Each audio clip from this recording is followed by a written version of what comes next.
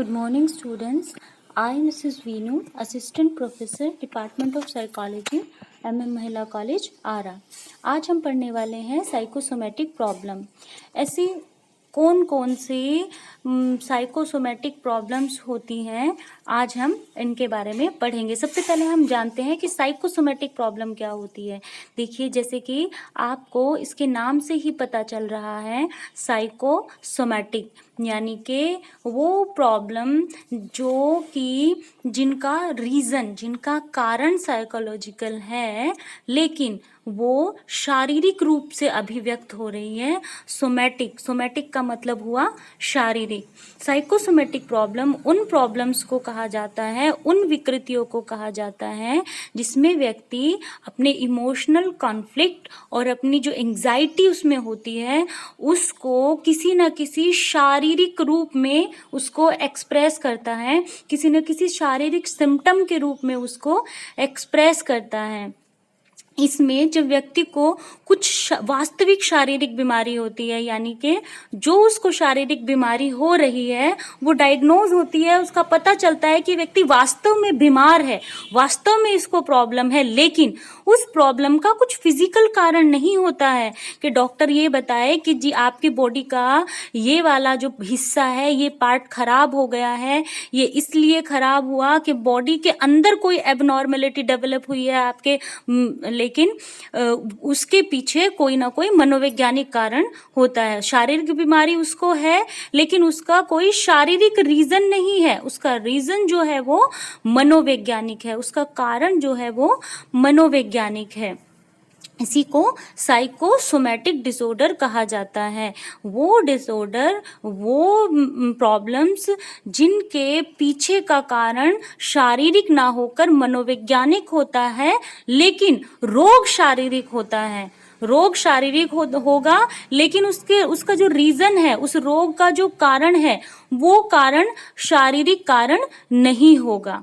ठीक, तो अब हम आगे इसी के बारे में पढ़ते हैं। दूसरी बात साइकोसोमेटिक प्रॉब्लम के बारे में, कि जो साइकोसोमेटिक प्रॉब्लम्स जो होती हैं, तो इसमें जब कोई शारीरिक बीमारी होगी तो वो उन्हीं ऑर्गन्स के द्वारा एक्सप्रेस होती है जो ऑटोनॉमिक नर्व सिस्टम के कंट्रोल में होते हैं। ऑटोनॉमिक नर्व सिस्टम के कंट्रोल में रहने वाले कुछ ऑर्गन होते हैं, जैसे कि हार्ट हुआ, किडनी हुआ, इंटेस्टाइन हुआ, या फिर स्किन हमारी। तो जो भी डिसऑर्डर होगा वो या तो हार्ट से रिलेटेड होगा, या किडनी से, या इंटेस्टाइन से, या स्किन से रिलेटेड, क्योंकि ये बॉडी के जो ऑर्गन्स होते हैं ये ऑटोनॉमिक नर्व सिस्टम के द्वारा कंट्रोल होते हैं। ऑटोनॉमिक नर्व सिस्टम मीन्स वो नर्व सिस्टम जो कि ऑटोमेटिक काम करता है, जिसके लिए इंस्ट्रक्शन की ज़रूरत नहीं है। जैसे एक होते हैं ऑटोमेटिक रिस्पॉन्स, और एक हुआ वॉलेंट्री होगा कि जब जैसे आपका हैंड है, ठीक है, आप अपने हाथ को उठाओगे तो उठेगा, आप अपने पैर को चलने के लिए उठाओगे तो चलेगा, वरना नहीं चलेगा। लेकिन आपका जो हार्ट जो है वो ऑटोमेटिक बीट करता रहता है, उसके लिए आपको कहना नहीं पड़ता कि हृदय को अपने कई धड़को, तभी वो धड़केगा, वो धड़कता रहता है, आपके वो कंट्रोल में नहीं है, उसकी धड़कन आपके कंट्रोल में नहीं है, वो ऑटोमेटिक अपने आप बीट करता रहता है। आपकी जो किडनी है, किडनी का जो काम है उसको आप इंस्ट्रक्ट नहीं करते हो कि जो किडनी है वो अपना काम करे, वो ऑटोमेटिक अपना काम करती रहती है। इंटेस्टाइन ऑटोमेटिक करती रहती है, स्किन ऑटोमेटिक करती रहती है।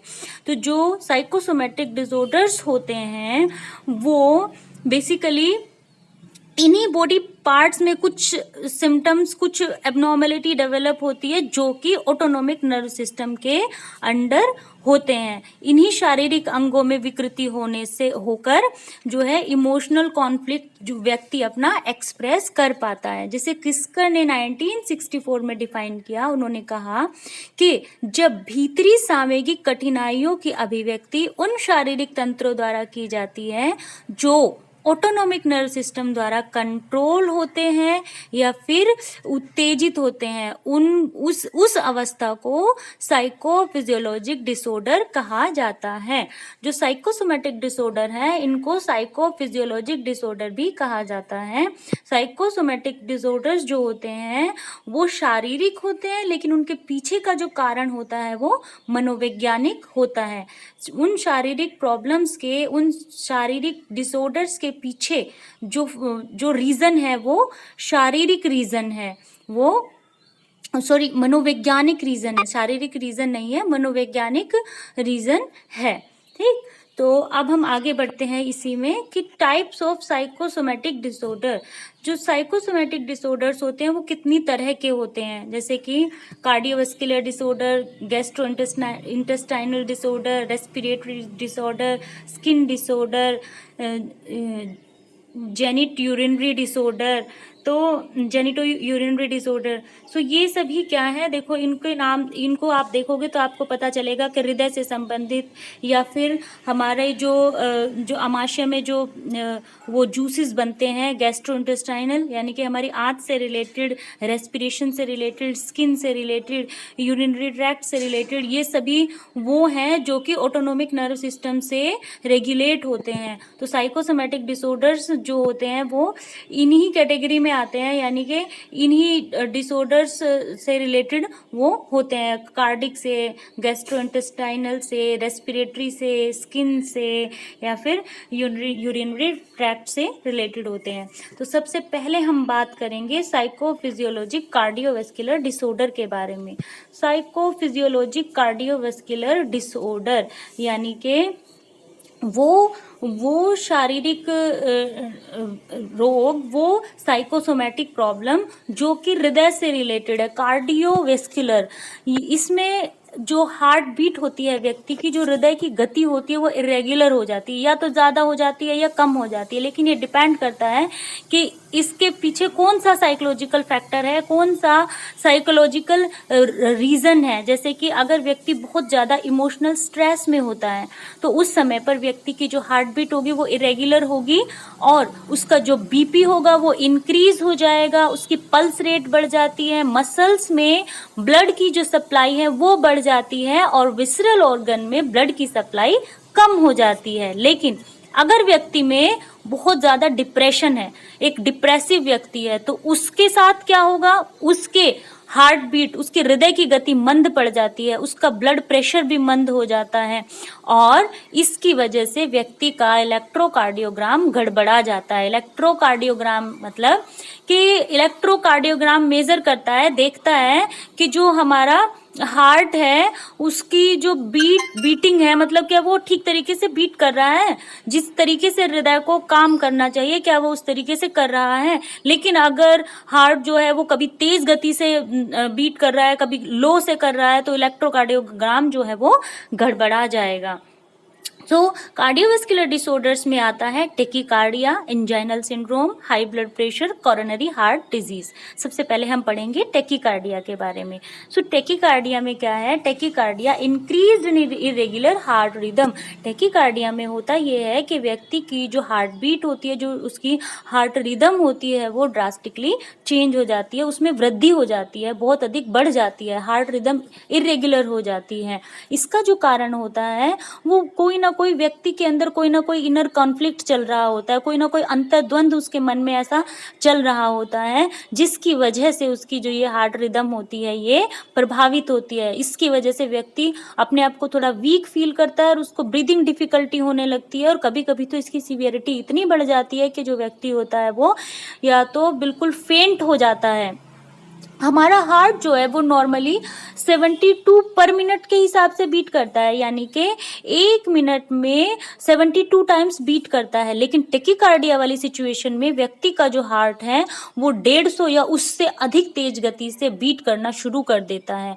तो इस तरीके से जो हार्ट बीट में जो वृद्धि होती है, जो हार्ट बीट का बढ़ जाना होता है, इसी को टेकीकार्डिया अटैक का नाम दिया जाता है। टेकीकार्डिया इसको कहा जाता है जो किसी भी सिचुएशन में हो सकता है और इसको साइकोसोमेटिक तब कहा जाएगा जब इस टेकिकार्डिया के पीछे का जो कारण है वो मनोवैज्ञानिक कारण हो, किसी न किसी साइकोलॉजिकल रीजन की वजह से, मनोवैज्ञानिक कारण की वजह से व्यक्ति के जो हार्ट बीट है वो इरेगुलर हो गई हो। जैसे एक व्यक्ति है वो बिल्कुल स्वस्थ है, उसको कोई प्रॉब्लम नहीं है, लेकिन फिर भी उसको टेकिकार्डिया की प्रॉब्लम हो जाती है। तो कुछ साइकोलॉजिस्ट ने स्टडी किया, उन्होंने बताया कि जो बहुत कंपटीशन की भावना रखते हैं व्यक्ति, उनमें टेकिकार्डिया होने की प्रोबेबिलिटी बहुत ज़्यादा होती है, क्योंकि उनको हमेशा वो जीतना चाहते हैं, और जब उन्हें ये लगता है कि वो असफल होने वाले, ये असफलता का डर उनमें जो होता है, ये ही उनकी हार्ट रिदम को इरेगुलर कर देता है और व्यक्ति को टेकिकार्डिया का अटैक आने के चांसेस इंक्रीज हो जाते हैं।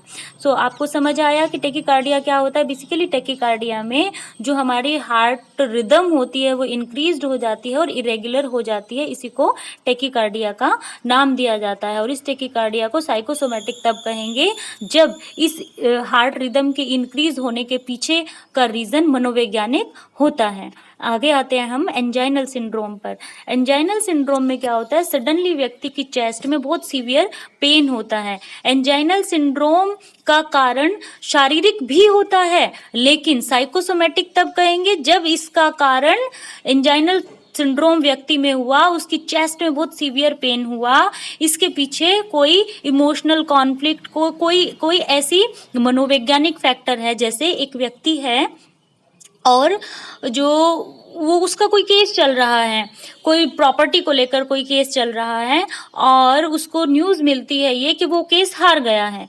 तो वो बिल्कुल ठीक था, स्वस्थ था, अच्छे से खा पी रहा था, लेकिन अचानक से ही उसको चेस्ट में इतना सीवियर पेन होता है कि उसको ऐसा लगता है कि जैसे उसकी चेस्ट जो है वो फट जाएगी। इसी को एंजाइनल सिंड्रोम का नाम दिया और कहा कि इसके पीछे का कारण क्या हुआ, मनोवैज्ञानिक कारण हुआ, जिसकी वजह से उसको ये पेन हो रहा था। अगर कोई व्यक्ति उसको आकर ये बता देता है कि नहीं आप केस जीत गए हैं, ये हमने मजाक किया था, ये बात गलत है, तो उसको अगर वो प्रॉब्लम ठीक हो जा रही है तो इसका मतलब ये हुआ कि उसके पीछे सिर्फ वही रीजन था, उसको कोई शारीरिक समस्या नहीं थी जिसकी वजह से उसको ये एंजाइनल सिंड्रोम हुआ। उसके बाद आ जाते हैं हम आगे हाइपरटेंशन पे। हाइपरटेंशन में होता क्या है कि व्यक्ति का जो ब्लड प्रेशर है वो बहुत इंक्रीज हो जाता है, बढ़ जाता है, और उसमें हेडेक और इरिटेशन के सिम्टम नजर आने लगते हैं। हाइपरटेंशन के बहुत सारे शारीरिक कारण भी होते हैं, यानी कि कुछ बॉडीली रीजंस की वजह से भी हाइपरटेंशन होता है।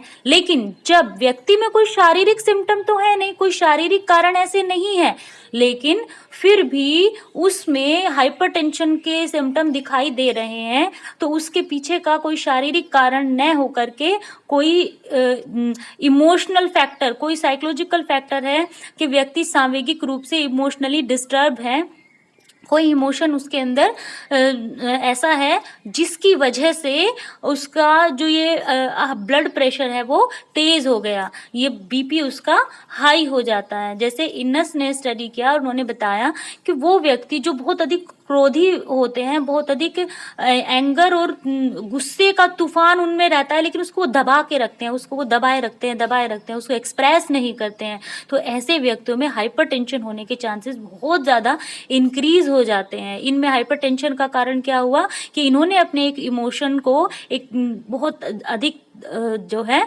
उसको सप्रेस, उसको दबा के रखा, इसकी वजह से उनमें उनका जो हार्ट है, उनका जो बीपी है, जो ब्लड का फ्लो है, ब्लड प्रेशर है, वो इंक्रीज हो जाता है, और ब्लड प्रेशर ज़्यादा बढ़ जाने को ही हाइपरटेंशन कहा जाता है। ब्लड प्रेशर जब बढ़ जाता है तो उसी को हाइपरटेंशन डिजीज कहा जाता है। इनस ने बताया कि कुछ व्यक्तियों के पर्सनालिटी ट्रेट ऐसे होते हैं जो इससे रिलेटेड होते हैं हाइपरटेंशन से। जैसे कि जो हाइपर टेंशन उन व्यक्तियों को ज़्यादा होता है जिनके मतलब जो दूसरों पर ज़्यादा निर्भर रहते हैं, उनमें आत्मविश्वास की कमी होती है, वो हमेशा अपने आप को असुरक्षित सा महसूस करते हैं, तो उसको कंपनसेट करने के लिए वो क्या क्या करते हैं, परफेक्शन दिखाते हैं, हर चीज में परफेक्शन दिखाते हैं, अपनी जिंदगी की कठिनाइयों से बचने के लिए कुछ ड्रग का यूज करते हैं।